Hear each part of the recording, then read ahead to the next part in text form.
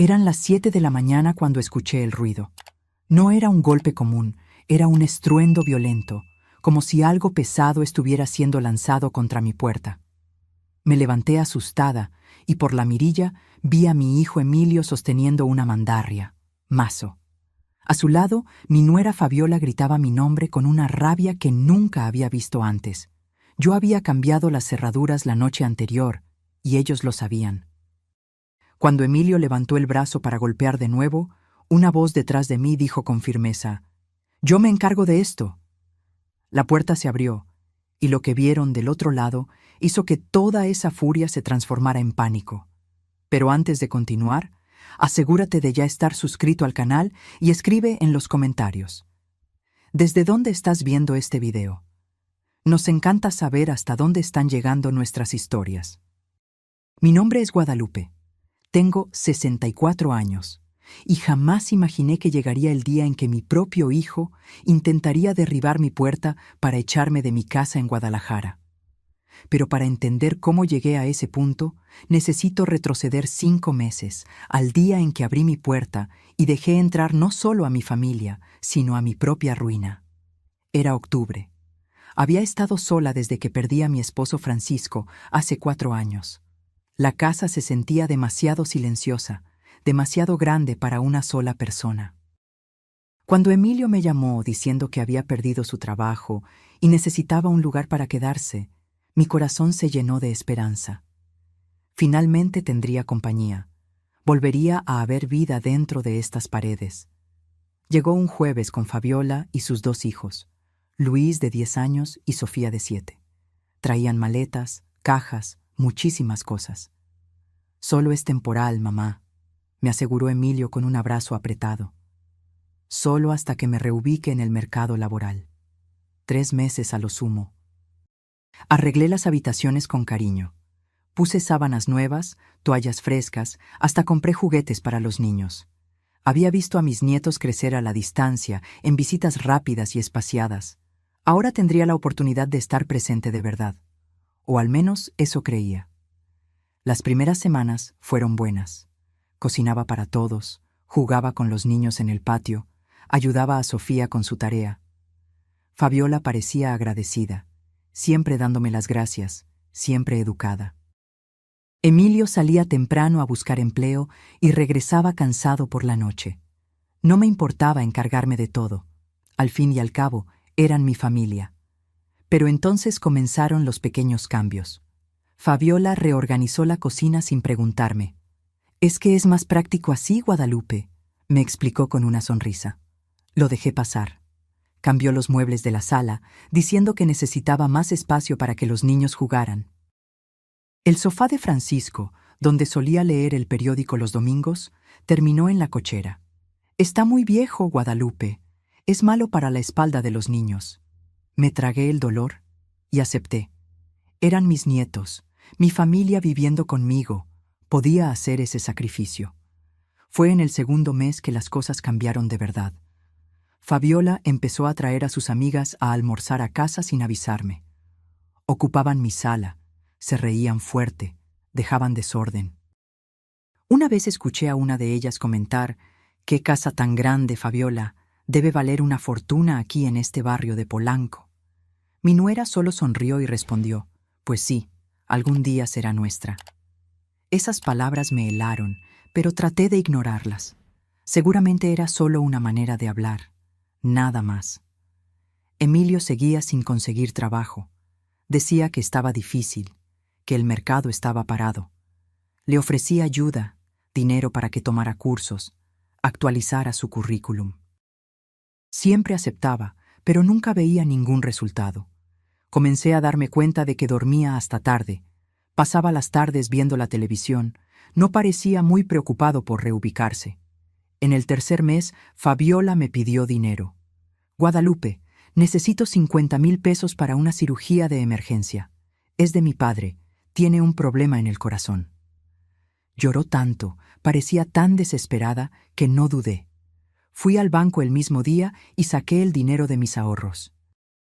2 semanas después, vi a Fabiola con un celular nuevo, carísimo. Cuando le pregunté, me dijo que era un regalo de una amiga. No le creí, pero no dije nada. No quería crear conflicto. Fue mi vecina, doña Remedios, quien plantó la primera semilla de duda real. Me encontró en el supermercado, y con esa manera cuidadosa de quien teme herir, dijo: «Guadalupe, vi a tu nuera ayer en el centro comercial. Estaba con bolsas de tiendas caras, riendo con sus amigas. Y me enteré de que su padre murió hace 3 años. No puede estar enfermo». Sentí que el suelo desaparecía bajo mis pies. Volví a casa en silencio, con esa información martillando en mi cabeza. Me había mentido. Había inventado la enfermedad de un padre muerto para sacarme dinero. Esa noche esperé a que llegara Emilio. Necesitaba hablar con mi hijo, necesitaba que me dijera que había un malentendido. Emilio, sobre ese dinero que le di a Fabiola para la cirugía de su padre. Ni siquiera me dejó terminar. «¿Y qué tiene, mamá? Nos ayudaste, te lo agradecemos». «¿Pero su padre no murió hace años?». El silencio que siguió fue pesado como plomo. Emilio me miró con una expresión que nunca había visto antes: irritación, impaciencia. «Mamá, no inventes cosas. Fabiola necesita el dinero y tú lo tienes. ¿Cuál es el problema?». Traté de argumentar, decir que me sentía engañada, pero me interrumpió. «Mira, mamá, estamos en una situación difícil aquí. Tienes esta casa enorme, esta vida cómoda, ¿y no puedes ayudar a tus propios nietos? ¿No puedes ayudar a tu propio hijo?». La culpa me invadió como una ola. ¿Tenía razón? ¿Estaba siendo egoísta? Yo tenía tanto y ellos estaban pasando dificultades. Tal vez estaba exagerando, siendo paranoica.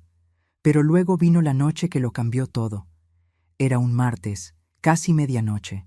Había bajado por agua cuando escuché voces que venían del patio. Emilio y Fabiola conversaban afuera. Debería haber hecho ruido, haber avisado que estaba allí, pero algo me hizo detenerme y escuchar. «¿Cuánto tiempo más vamos a tener que aguantar esto?». Era la voz de Fabiola, llena de irritación. «Esta vieja siempre está encima de nosotros, siempre vigilando todo». «Tranquila, amor, solo un poco más», respondió Emilio, y mi corazón comenzó a latir más rápido. Esa era la voz de mi hijo, pero el tono era el de alguien que no conocía. «Ya deberíamos haber hecho que te pasara la casa a tu nombre. Está vieja, sola, un juez aceptaría fácilmente que necesitas cuidarla». Sentí mis piernas temblar, pero seguí escuchando, paralizada. «Lo sé», continuó Emilio, «pero tiene que ser en el momento adecuado. Si nos apresuramos, desconfía. Déjame seguir trabajándola un poco más. En 2 meses firmará todo lo que queramos. ¿Y después?». «Después la metemos en un asilo barato y vendemos esta casa. Aquí vale fácilmente unos 5 millones de pesos. Nos da para comprar un apartamento nuevo y hasta sobra». No pude escuchar más. Mi cuerpo entero temblaba. Volví a mi habitación sin hacer ruido, cerré la puerta con llave y me senté en la cama, tratando de procesar lo que acababa de escuchar. Mi hijo, el bebé que llevé en mi vientre, el niño que crié sola después de que su padre se fue, el joven al que ayudé a pagar la universidad trabajando en 2 empleos, estaba planeando robarme. No dormí esa noche. Me quedé mirando el techo, las fotos de Francisco en la pared, toda la vida que construí en esa casa, y entendí que tenía 2 opciones. Podía hacerme la víctima, llorar y aceptar mi destino, o podía luchar. Francisco siempre me decía que yo era demasiado fuerte para darme cuenta. «Guadalupe, has sobrevivido a tantas cosas en la vida. Nunca subestimes tu propia fuerza». Tenía razón. Había criado a un hijo sola. Había trabajado años como costurera para darle educación a Emilio. Había cuidado de Francisco durante su enfermedad hasta el último día. No era débil. Simplemente lo había olvidado. A la mañana siguiente, actué con normalidad. Hice café, preparé el desayuno, sonreí a todos. Pero por dentro estaba cambiada. Veía todo con ojos diferentes ahora. Veía cómo Fabiola miraba mi casa como si ya fuera suya. Veía cómo Emilio evitaba mi mirada, como si supiera que estaba haciendo algo mal, pero no le importara lo suficiente como para detenerse. Esperé hasta que todos salieron. Fabiola había llevado a los niños a la escuela. Emilio había dicho que iba a buscar trabajo, aunque yo ya sabía que era mentira. Tomé mi bolso y fui al centro de la ciudad de Monterrey. Necesitaba ayuda y sabía exactamente a quién buscar. El licenciado Benito Campos era abogado desde hacía más de 30 años. Él había manejado el inventario cuando Francisco murió, me había ayudado con el papeleo de la casa. Era un hombre serio, confiable, discreto. Cuando entré en su despacho, me saludó con una cálida sonrisa. «Doña Guadalupe, qué grata sorpresa. ¿Cuánto tiempo? Siéntese, por favor». Me senté, y por primera vez desde que había escuchado esa conversación, me vinieron las lágrimas. Le conté todo. La mudanza a mi casa, las mentiras, el dinero robado y finalmente la conversación que había escuchado en el patio. El leak. Benito escuchó todo en silencio, tomando notas, su rostro cada vez más serio. Cuando terminé, suspiró profundamente. «Doña Guadalupe, lo que su hijo está planeando se llama apropiación indebida o abuso patrimonial de adulto mayor. Es un delito según la ley. Si logra que usted firme la transferencia de la casa bajo coacción o engaño, puede ser procesado penalmente». «No quiero demandar a mi hijo», dije inmediatamente. «Solo quiero proteger lo que es mío». «Entiendo, entonces haremos algo diferente». Tomó una carpeta y comenzó a explicarme. «Vamos a crear un blindaje legal. Voy a preparar documentos que colocan su casa en un fideicomiso, un tipo de protección jurídica. Usted sigue viviendo aquí, sigue siendo la dueña, pero nadie puede quitarle la casa o hacer que la transfiera sin mi autorización como su abogado, ni siquiera su hijo. ¿Y si intentan obligarme a firmar algo? No valdrá de nada. La casa estará legalmente protegida. Además», se inclinó hacia adelante, «le recomiendo que cambie las cerraduras. Es su casa, tiene todo el derecho, y si su hijo intenta entrar por la fuerza, estará cometiendo allanamiento de morada». La idea de cambiar las cerraduras me dio un nudo en el corazón. Era como cerrarle la puerta a mi propio hijo. Pero luego recordé sus palabras en el patio. «Después la metemos en un asilo barato». Él ya me había cerrado la puerta primero. «¿Cuánto tiempo se tarda en preparar esos documentos?», pregunté.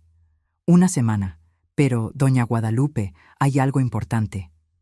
Me miró a los ojos. «Necesitará pruebas de esa conversación que escuchó, de sus planes, porque si esto llega a la justicia, su palabra contra la de ellos puede no ser suficiente». Fue entonces cuando recordé algo. Mi celular tenía una aplicación de grabación que mi amiga me había mostrado meses atrás. Nunca la había usado, pero seguía allí. ¿Puedo grabar sus conversaciones? Si es en su propia casa, sí, es legal, y puede ser la diferencia entre conservar su casa o perderla. Salí del despacho con un plan. En los próximos días actuaría como si nada hubiera pasado. Sería la madre preocupada, la abuela cariñosa, la vieja ingenua que ellos creían que era. Pero por dentro estaría preparando mi defensa. Cuando llegué a casa, todos ya estaban allí. Fabiola estaba en la cocina haciendo un jugo. ¿Dónde estaba Guadalupe? Estábamos preocupados. Mentí con una facilidad que me sorprendió. Fui al médico, mi hija. Exámenes de rutina. «Ah, qué bueno. La salud es lo primero». Ella sonrió, pero sus ojos estaban fríos. Ya no me engañaban más. Esa noche puse mi celular a grabar y lo dejé escondido en la sala. Me fui a dormir temprano, o al menos fingí que lo hice. Me quedé en mi habitación con la puerta entreabierta, esperando. Alrededor de las 11, escuché a Emilio y Fabiola bajar. Se sentaron en la sala, justo donde estaba mi teléfono escondido detrás de un florero, y comenzaron a conversar. Mi corazón latía tan fuerte que tenía miedo de que lo escucharan desde la planta baja. «¿Viste lo rara que está?», dijo Fabiola. «Desde ayer está diferente». «Relájate, no sospecho nada. Es solo la edad. Estas viejas se ponen medio paranoicas». «Me estoy cansando, Emilio. ¿Cuánto tiempo más vamos a tener que fingir que nos agrada? Escuché a mi hijo reír. Una risa baja, cruel. Poco tiempo. La semana que viene voy a empezar a hablar sobre cómo sería mejor que tuviera todo organizado a nombre de alguien más joven, por seguridad. Voy a hablar sobre accidentes, sobre que se enferme. Voy a sembrar el miedo en ella. ¿Y si no acepta? Aceptará. ¿No viste cómo se puso cuando le dije que era egoísta? Se sintió culpable al instante. Es solo apretar los botones correctos. Es débil, siempre lo ha sido. Tuve que contener las lágrimas que querían caer. No podía hacer ruido, no podía dejar que supieran que estaba escuchando. Pero cada palabra era una puñalada. ¿Y después? Insistió Fabiola. ¿Después de que tengamos la casa? ¿Después? Después le hacemos firmar un documento diciendo que quiere ir a una casa de reposo. Voluntariamente. Así no hay nada que pueda acusarnos. Estará bien cuidada, con comida y techo. Y nosotros finalmente podremos vivir la vida que merecemos. Esta casa vale tanto, suspiró Fabiola. Podemos hacer tantas cosas con ese dinero. Exacto. Y ella ya vivió suficiente. Tuvo su matrimonio, crió a su hijo, disfrutó de la vida. Ahora es nuestro turno. No pude aguantar más. Volví a mi cuarto sin hacer ruido, recuperé mi celular y escuché la grabación. Estaba todo allí, claro como el agua, sus voces, sus planes, la frialdad. Al día siguiente, llevé el audio al LIC. Benito. Escuchó todo con el rostro cada vez más serio. Cuando terminó, me miró con una mezcla de tristeza y determinación. Doña Guadalupe, esto es más que suficiente. Esto es conspiración para abuso patrimonial, coacción de adulto mayor, intento de fraude. Con esto podemos no solo proteger su casa, sino que, si lo desea, podemos demandar a su hijo penalmente. No quiero demandarlo, repetí. A pesar de todo, seguía siendo mi hijo. Solo quiero que se vayan de mi casa y me dejen en paz. Entonces eso haremos. Aceleraré los documentos. En 3 días, todo estará listo y registrado. Luego podrá pedirles que se vayan. ¿Y si no se van? Entonces usamos la ley. Pero, doña Guadalupe, le recomiendo que cambie las cerraduras antes de pedirles que se vayan. Porque si su hijo descubre que usted sabe todo, puede desesperarse. Y los hombres desesperados hacen cosas peligrosas. Esas palabras me asustaron, pero sabía que tenía razón. Necesitaba ser estratégica, pensar en cada paso. Pasé los 3 días siguientes en un estado extraño. Por fuera era la Guadalupe de siempre. Cocinaba, limpiaba, jugaba con mis nietos, pero por dentro me estaba preparando para la guerra. Organicé mis documentos, separé mis joyas en un lugar seguro, saqué copias de todo lo importante. El miércoles, el LIC. Benito me llamó. Está listo. Puede venir a firmar esta tarde. Inventé una excusa cualquiera sobre ir al banco y salí. En su despacho firmé página tras página. Documentos que colocaban mi casa en un fideicomiso irrevocable, que me nombraban como beneficiaria vitalicia, que impedían cualquier transferencia sin la autorización expresa del abogado. Cuando terminamos, me entregó una carpeta gruesa. Estos son sus documentos.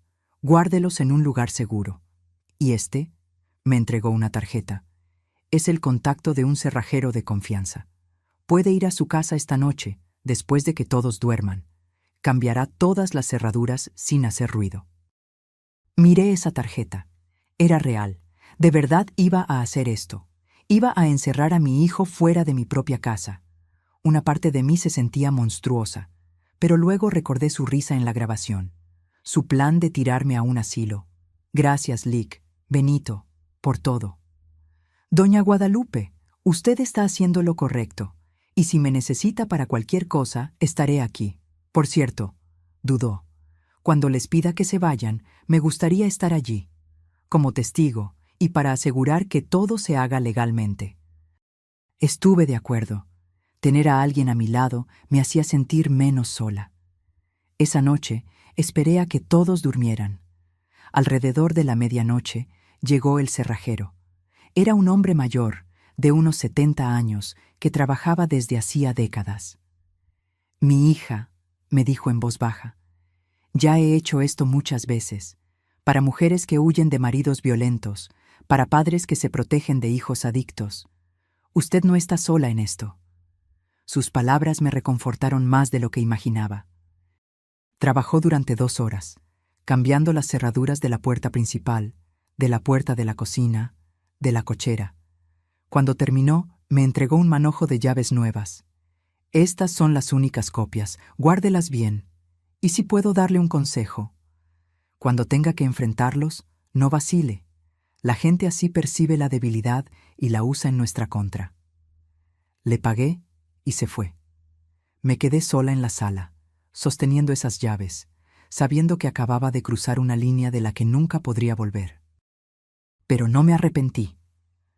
A la mañana siguiente, llamé al LIC. «Benito, ¿puede venir mañana, viernes? ¿Temprano en la mañana? ¿A qué hora?» 6:30, antes de que se despierten. Entre por la puerta trasera, la dejaré abierta, y quédese adentro hasta que lo llame. Entendió de inmediato. «Perfecto. Llevaré los documentos y un notificador, solo por precaución».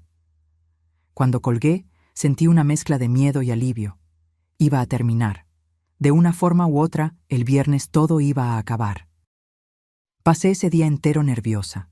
Fabiola lo notó. «Guadalupe, está pálida. ¿Se siente mal?» «Solo un poco cansada, mi hija. Nada serio». La noche del jueves al viernes no pegué ojo. Me quedé esperando que pasara el tiempo, minuto a minuto. A las 6 de la mañana ya estaba de pie, arreglada, con café recién hecho. A las 6:20 escuché la puerta trasera abrirse despacio.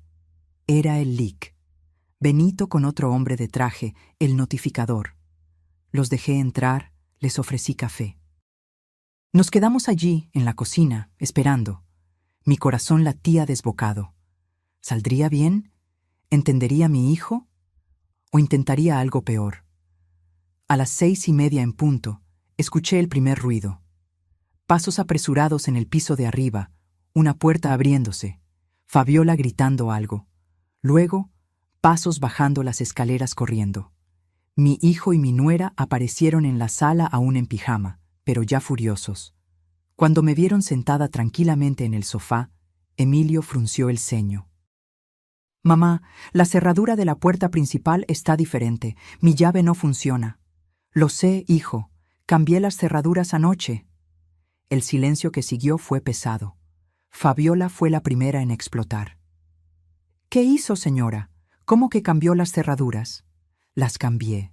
Es mi casa. Puedo hacer lo que quiera en ella». Emilio dio un paso adelante. Sus ojos eran diferentes. Había algo salvaje en ellos. «Mamá, esto no tiene sentido. ¿Por qué haría algo así? Vivimos aquí. Vivían aquí, hasta hoy. Quiero que se vayan». «Listo», estaba dicho. Las palabras que había ensayado mentalmente cientos de veces finalmente habían salido de mi boca, y no había vuelta atrás. Fabiola soltó una risa incrédula. «Está bromeando, ¿verdad? ¿A dónde vamos a ir?» «Ese ya no es mi problema». Emilio se acercó más. Su rostro estaba rojo de rabia. «Mamá, no sé qué le pasó, pero no nos vamos a ir a ninguna parte. Esta casa es tanto mía como suya. Me va a dar las llaves nuevas ahora». «No lo haré». «Sí lo hará». Avanzó en mi dirección y por un segundo sentí miedo real. Pero entonces la voz detrás de mí habló, firme y clara. «No lo hará». Emilio se congeló. Sus ojos se dirigieron detrás de mí hacia la puerta de la cocina donde el LIC. Benito y el notificador acababan de aparecer. El color se desvaneció de su rostro. «¿Quiénes son ustedes?», chilló Fabiola. «Soy el licenciado Benito Campos, abogado de doña Guadalupe, y este es el notificador Arturo Juárez. Estamos aquí para asegurar que sus derechos sean respetados». El LIC. Benito caminó hacia la sala con su maletín, posicionándose a mi lado. Su simple presencia cambió toda la energía del ambiente. Tenía esa autoridad tranquila de quien había visto todo en la vida y no se impresionaba con nada. «Buenos días, Emilio. Fabiola». Habló con educación, pero firmeza. «Vengo a informarles que, a partir de hoy, ya no tienen permiso legal para permanecer en esta propiedad. Doña Guadalupe está ejerciendo su derecho de pedirles que desalojen su casa». «¡Esto es absurdo!», gritó Emilio. «No puede echarnos así, de la nada». «De hecho, sí puede. Esta es su casa. Estaban aquí como invitados, y ella está revocando esa invitación». Fabiola cambió de táctica de inmediato. Las lágrimas comenzaron a rodar. «Guadalupe, ¿qué hicimos? Por favor, no nos haga esto. No tenemos a dónde ir. ¿Y los niños?». Esa mención a los niños casi me quiebra, pero luego recordé su plan. Del asilo barato, de cómo se reían de mí, y me mantuve firme. Deberían haber pensado en los niños antes de planear robarme. El silencio fue total. Emilio y Fabiola se miraron. Vi el pánico en sus ojos. «¿De qué está hablando?». Emilio intentó poner voz de inocente. Hice una señal al Lic. Benito, quien sacó una pequeña grabadora del maletín. Presionó play. La voz de Emilio llenó la sala. «Es solo apretar los botones correctos. Es débil, siempre lo ha sido. Después le hacemos firmar un documento diciendo que quiere ir a una casa de reposo, voluntariamente. Así no hay nada que pueda acusarnos». Vi a mi hijo cerrar los ojos. Fabiola se puso blanca como el papel. «¿Continuó?», preguntó el Lic. «Benito, porque hay más. Está la parte donde hablan de vender la casa por 5 millones. Está la parte donde dices que tu madre ya vivió suficiente. Hay bastante aquí. Mamá». Emilio intentó acercarse, pero el notificador dio un paso adelante, bloqueándolo. «No», dije. Mi voz salió más firme de lo que esperaba. «No me llames mamá. Perdiste ese derecho cuando planeaste tirarme a un asilo y quedarte con todo lo que tu padrastro y yo construimos. Yo no iba a hacer eso. Era solo conversación. Estábamos enojados, frustrados. Estaban planeando, en detalle, y no fue una sola vez. Fueron varias conversaciones, en varias noches diferentes. El Lic». Benito abrió el maletín de nuevo. «Tengo aquí al menos 4 grabaciones diferentes, en días distintos, todas con el mismo tenor. Esto no es rabia momentánea. Esto es premeditación». Fabiola intentó otro enfoque. Cayó de rodillas dramáticamente. «Guadalupe, por favor, todo fue culpa mía. Yo le metí esas ideas en la cabeza. Su hijo es inocente». Pero Emilio la traicionó al instante. «Cállate, Fabiola. No vas a echarme la culpa de todo a mí». Se volvió hacia ella con rabia. «Fuiste tú quien dijo que la casa valía 5 millones. Fuiste tú quien investigó los asilos baratos». Y allí, frente a mí, comenzaron a destruirse. Fabiola gritando que Emilio era débil y manipulable. Emilio diciendo que se casó con una aprovechada. El notificador miró al Lic. Benito, que solo suspiró. «Ya basta», dije. Mi voz cortó la discusión. «No quiero escuchar más. Tienen hasta el domingo por la noche para irse. Pueden llevarse su ropa y pertenencias personales. Nada más». El lunes por la mañana cambió la cerradura de la puerta interna de los cuartos también, así que ni piensen en volver. «Mamá, por favor». Emilio intentó de nuevo, pero ahora las lágrimas eran reales. «Lo siento, me equivoqué, pero no puedes hacer esto. Soy tu hijo. Eras mi hijo. El Emilio que yo crié ya no existía, o tal vez nunca existió, y yo solo estaba viendo lo que quería ver». El Lic. Benito puso una carpeta sobre la mesa. «Solo para que quede claro, esta casa está en un fideicomiso irrevocable. Aunque doña Guadalupe quisiera, no puede transferir esta propiedad a nadie sin mi autorización como abogado. Cualquier documento que intenten hacerla firmar no tendrá valor legal alguno». Vi la derrota apoderarse del rostro de Emilio. Fue en ese momento que entendió que había perdido de verdad. Ya no había forma de manipular. Ya no había forma de engañar. «Sobre los 50,000 pesos que me sacaste con mentiras», dije, mirando a Fabiola, «los quiero de vuelta. Tienen 30 días, de lo contrario los demando por estafa. No tenemos ese dinero, gritó ella. Entonces empiecen a juntarlo, porque no voy a rendirme. Fabiola miró a Emilio, esperando que dijera algo. Pero Emilio no dijo nada. Estaba de pie en medio de la sala, mirándome como si estuviera viendo a una extraña. Tal vez era exactamente eso en lo que me había convertido para él, una extraña que no se dejaría manipular más. «Tienen hasta el domingo a las 6 de la tarde», repitió el Lic. Benito sacando algunos papeles del maletín. «Este es un acuerdo de desalojo amistoso. Si se van voluntariamente, no se hará nada más.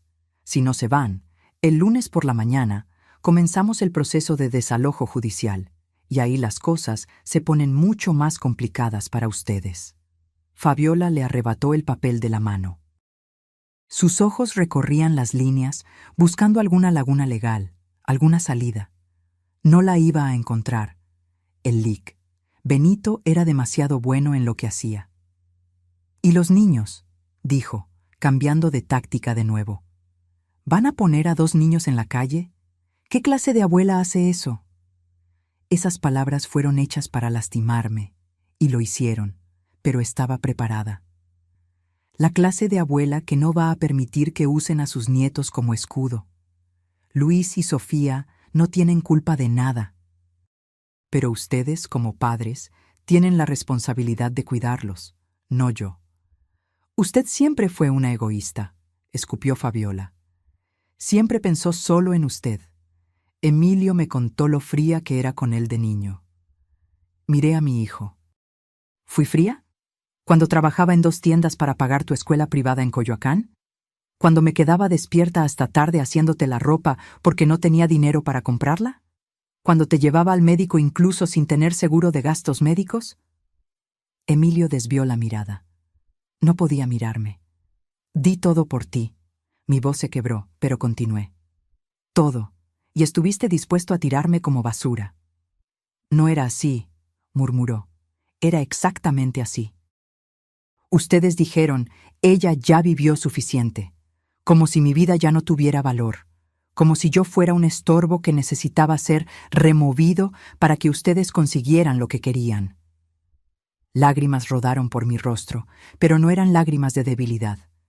Eran lágrimas de liberación, de rabia, de dolor, sí, pero también de fuerza. Fabiola tiró el papel sobre la mesa. «Se va a arrepentir de esto. Se va a quedar aquí sola en esta casa enorme, sin nadie. Va a morir sola. Prefiero morir sola que vivir rodeada de víboras». El notificador tosió, llamando la atención. «Señora, señor, sugiero que comiencen a organizar sus cosas. El domingo llega rápido».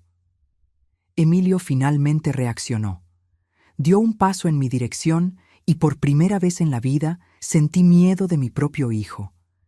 ¿Cree que se va a salir con la suya así? ¿Cree que puede simplemente echarme? No necesito creerlo. Ya lo hice. Mi voz no tembló. «Ya veremos». La amenaza estaba clara en su tono. «Ya veremos». El Lic. Benito se interpuso entre nosotros. «Señor Emilio, cualquier intento de coacción, amenaza o violencia contra su madre será reportado a la policía inmediatamente. Y con las grabaciones que tenemos, usted no quiere complicarse aún más. Créame». Hubo un momento de tensión donde pensé que Emilio se abalanzaría sobre el abogado. Sus puños estaban cerrados, su rostro rojo. Pero entonces Fabiola tiró de su brazo. «Vamos, no vale la pena». Me lanzó una mirada llena de odio. «Esta vieja no vale nuestro tiempo». Subieron las escaleras dando portazos. Escuché puertas golpeando, voces alteradas, cosas siendo tiradas. Luis y Sofía se despertaron llorando, sin entender lo que estaba pasando. Mi corazón se rompió al escuchar la voz asustada de Sofía. «Mami, ¿por qué tenemos que irnos?». Quise subir, quise abrazar a mis nietos, explicarles que no era culpa de ellos. Pero el Lic. Benito tocó mi brazo suavemente. «No vaya arriba. Cuanto menos contacto ahora, mejor». Tenía razón. Lo sabía, pero dolía igual. El notificador se quedó 1 hora más hasta asegurarse de que no habría violencia. Cuando se fue, el lic. Benito se sentó conmigo en la cocina. Doña Guadalupe, los próximos días serán difíciles. Intentarán todo para hacerla cambiar de opinión. Usarán a los niños, harán chantaje emocional, tal vez hasta amenacen. Necesita mantenerse firme. Lo sé, lo lograré. Si necesita algo, puede llamarme a cualquier hora. Dejé mi celular personal en esa tarjeta. Cualquier cosa, y digo cualquier cosa en serio, me llama. Cuando se fue, me quedé sola. La casa estaba extrañamente silenciosa abajo, pero arriba era un caos. Escuchaba cajas siendo arrastradas, cosas golpeando, discusiones constantes entre Emilio y Fabiola. Fui al patio. Necesitaba aire, espacio para respirar. Me senté en el banco de madera que Francisco había construido años atrás, donde solíamos tomar café por las tardes de domingo. Miré la casa, las ventanas del segundo piso donde mi hijo estaba probablemente maldiciendo mi nombre. ¿Cómo había llegado a este punto? ¿En qué momento todo había salido tan mal? Doña Remedios apareció en el muro que dividía nuestros patios. Tenía al menos 75 años, pero era astuta como nadie. «Guadalupe, ¿todo bien?» Escuché ruido temprano. Le conté todo. No tenía motivo para esconderlo. Escuchó todo en silencio, asintiendo con la cabeza. «Hiciste lo correcto». «Sé que duele, pero hiciste lo correcto». «No lo parece. Porque eres madre, y una madre siempre se siente culpable, incluso cuando la culpa no es suya». Se apoyó en el muro. ¿Sabes cuántas mujeres vi en mi vida ser destruidas por sus propios hijos? Decenas. ¿Y sabes cuántas tuvieron el coraje de hacer lo que tú hiciste? Casi ninguna. La mayoría murió sola en asilos, después de firmar todo para el hijo y ser olvidada. Sus palabras me consolaron más de lo que imaginaba. Ahora aguanta estos días, no flaquees, y cuando se vayan, reconstruyes tu vida, porque aún tienes tiempo, Guadalupe, tienes mucha vida por delante. Los 2 días siguientes fueron los peores de mi vida, peor incluso que cuando Francisco murió, porque al menos en su muerte había amor, había luto legítimo. Aquí había traición, rabia, resentimiento. Emilio apenas me hablaba. Cuando nos cruzábamos en la casa, desviaba la mirada. Pero Fabiola atacaba siempre que tenía oportunidad. Debe estar feliz, ¿verdad? Se va a quedar con su casa grande solo para usted. Espero que valga la pena cuando se esté muriendo sola aquí. Yo no respondía. Había aprendido que responder solo alimentaba la pelea. El sábado por la mañana, Luis bajó a la cocina. Tenía los ojos rojos de tanto llorar. Mi corazón se encogió. «Abuela, ¿por qué nos está haciendo esto?» Me arrodillé frente a él. Sostuve sus pequeñas manos. «Luis, mi amor, no es contigo. Nunca fue contigo o con Sofía. No hicieron nada malo. Pero vamos a tener que cambiar de escuela. Mami dijo que vamos a vivir lejos.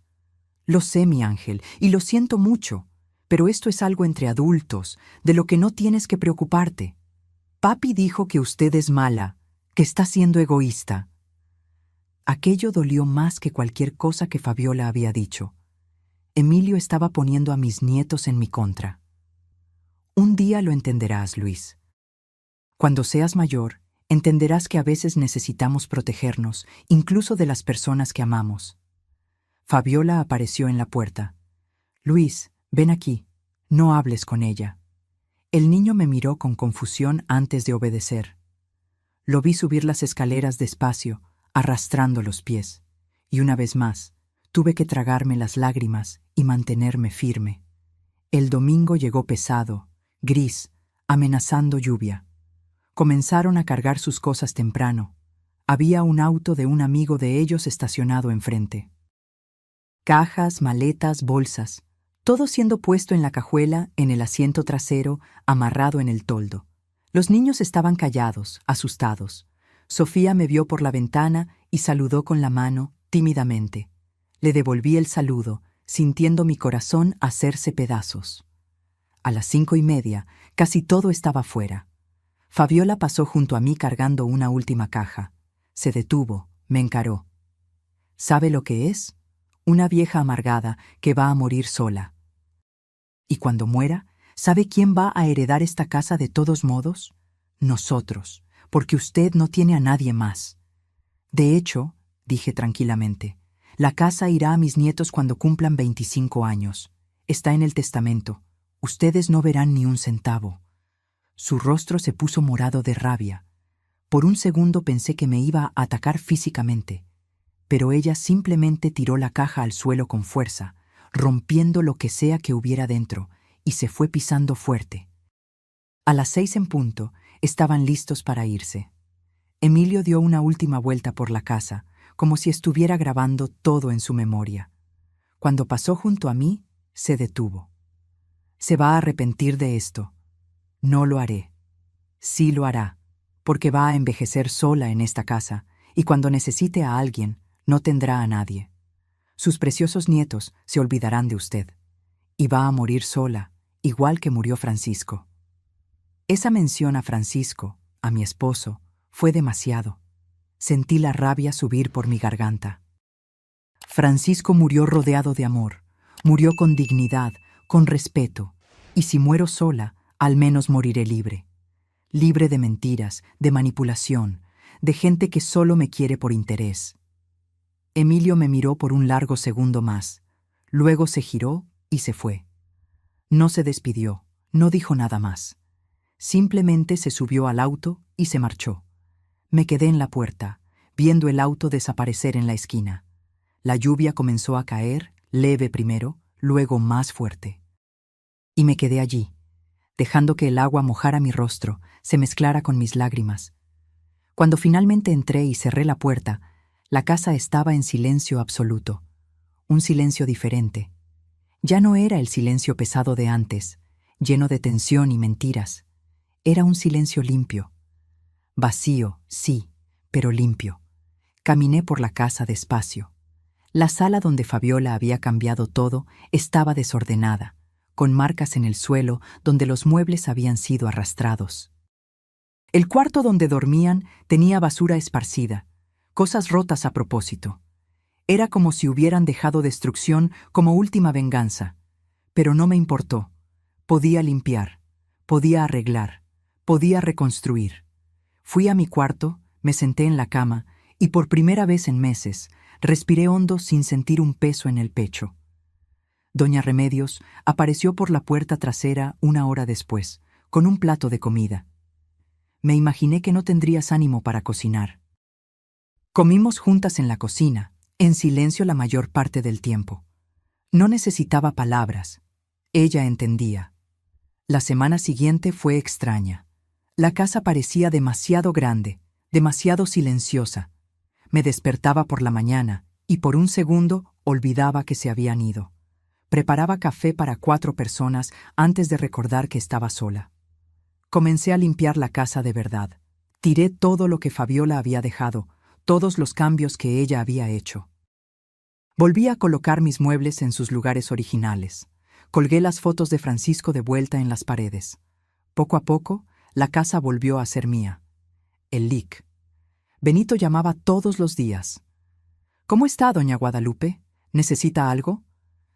Estoy bien, mejor de lo que imaginaba. ¿Y sobre el dinero? ¿Se pusieron en contacto? No, y no lo harán, lo sé.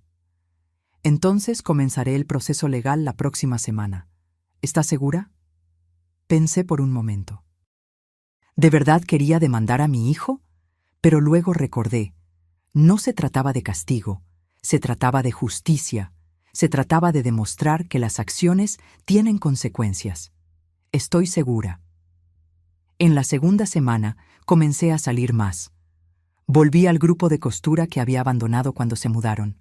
Las mujeres me recibieron con abrazos, con preguntas, con apoyo. Muchas de ellas tenían historias parecidas, hijos que habían intentado aprovecharse, familias que las trataban mal. «Fuiste valiente», dijo doña Teresa, una señora de 80 años que cosía como nadie. Mucha gente no tiene ese coraje. Fue a través del grupo que conocí a Mari Carmen. Tenía 60 años, también era viuda y acababa de pasar por algo similar con una hija. Nos hicimos amigas rápidamente. Empezó a venir a casa, veíamos películas, cocinábamos juntas, conversábamos durante horas. ¿Sabes qué me di cuenta?, me dijo una tarde, mientras tomábamos té en mi patio. Pasamos tanto tiempo definiendo nuestra identidad a través de ser madre, ser esposa, ser abuela, que olvidamos quiénes éramos debajo de todo eso. Tenía razón. Yo había sido Guadalupe la esposa, Guadalupe la madre, pero ¿quién era solo Guadalupe? Comencé a descubrirlo.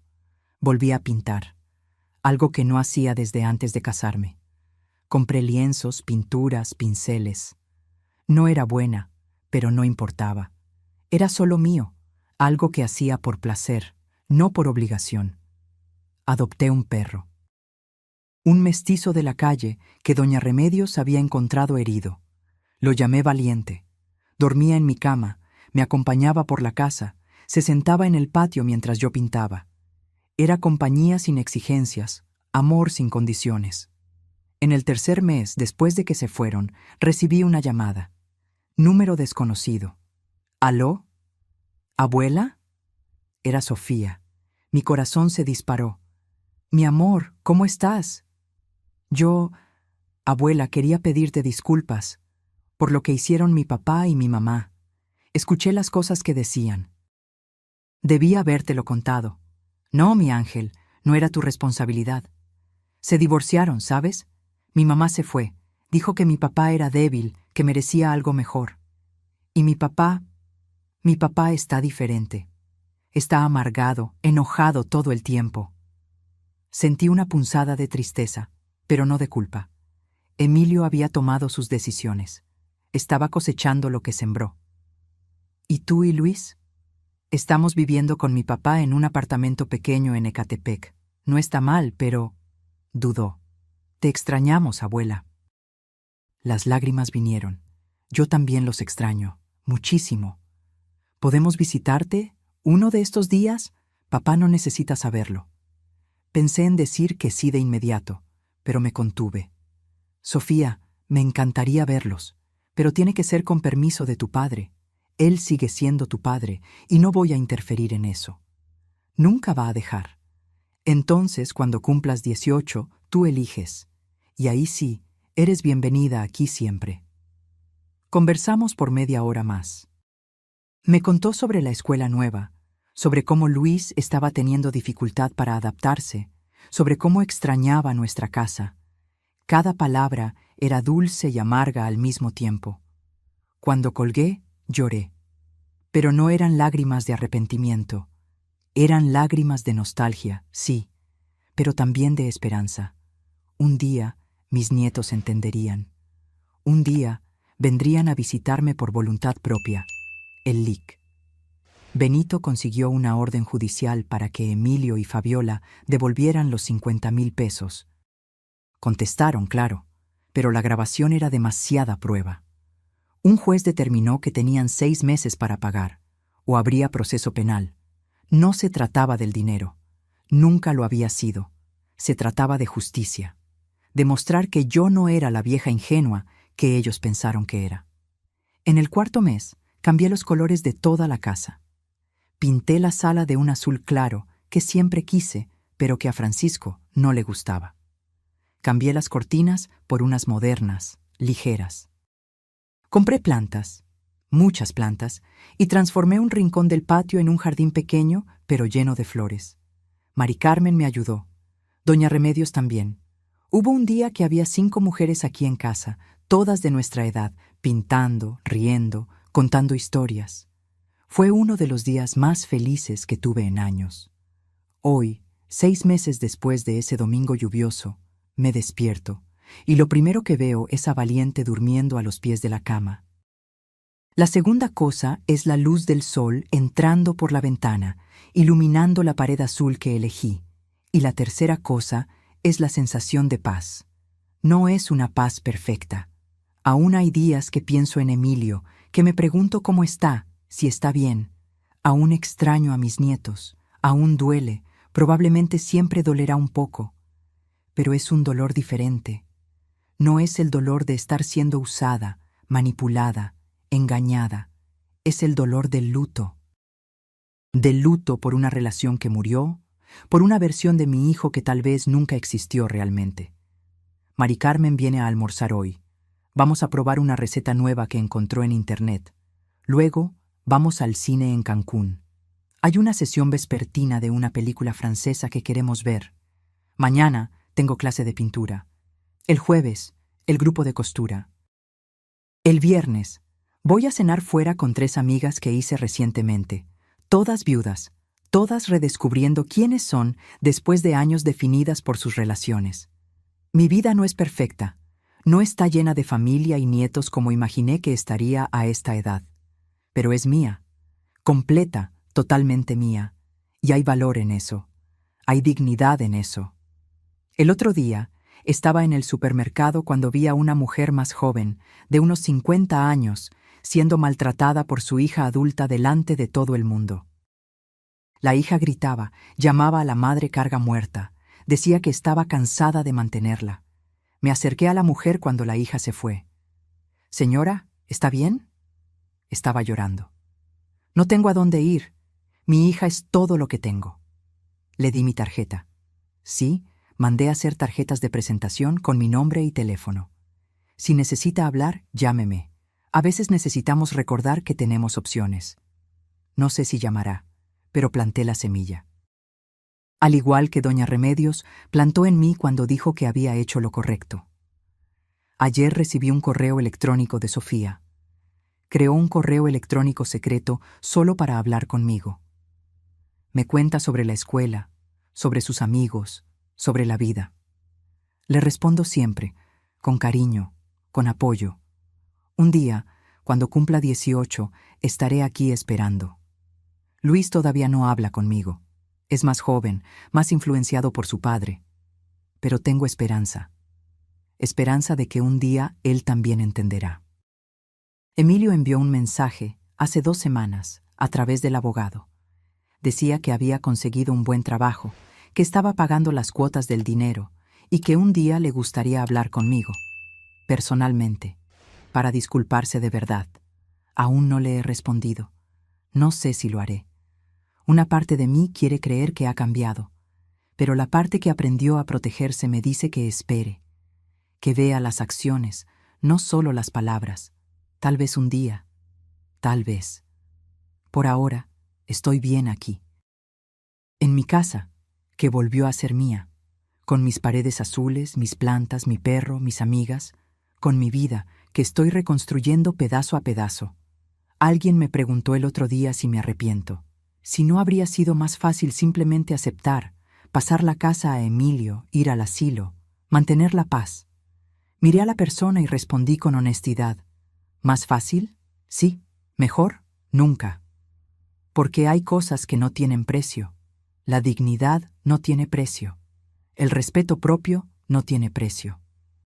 El derecho de vivir sus últimos años con paz, sin miedo, sin manipulación, eso no tiene precio. Podría haber elegido el camino fácil. Podría haber dejado que me convencieran, haber firmado los papeles, haber terminado mis días en un asilo barato, mientras ellos vendían todo lo que Francisco y yo construimos. Pero no elegí eso. Elegí luchar. Elegí defenderme. Y sí, perdí a mi hijo en ese proceso. Perdí el contacto con mis nietos, al menos por ahora. Pero gané algo mucho más importante. Me gané a mí misma de vuelta. Gané el derecho de despertar por la mañana sin miedo, de mirarme al espejo y ver a una mujer fuerte, no a una víctima, de saber que pase lo que pase, puedo contar conmigo misma. Y al final, tal vez sea eso lo que importa.